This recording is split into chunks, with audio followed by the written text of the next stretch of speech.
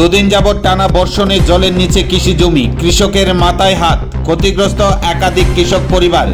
রাজ্য কৃষি দপ্তরের দ্রুত হস্তক্ষেপের দাবি জানাচ্ছেন ক্ষতিগ্রস্ত বিশালগড় চন্দননগর গ্রাম পঞ্চায়েত এলাকার কৃষকরা।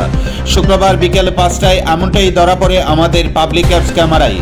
জানা যায়, দীর্ঘদিন যাবৎ কৃষকরা বৃষ্টির জন্য ভগবানের কাছে প্রার্থনা করছিল, কারণ সামনে পৌষ ধানের চারা রোপণ করার নির্দিষ্ট সময় তাদের হাত থেকে চলে যাচ্ছে। যদিও বিজয় নদের জল ব্যবহার করে বাইপাস সংলগ্ন পার্শ্ববর্তী কৃষিজ গ্রাম চন্দননগর উত্তর উৎকলা কৃষকরা ধানের চারা রোপণ করেছিল, কিন্তু বিগত দুদিন যাবৎ টানা বর্ষণে জলে তলিয়ে গেল কৃষকদের ধানের জমি, ক্ষতিগ্রস্ত এলাকার কৃষক পরিবার।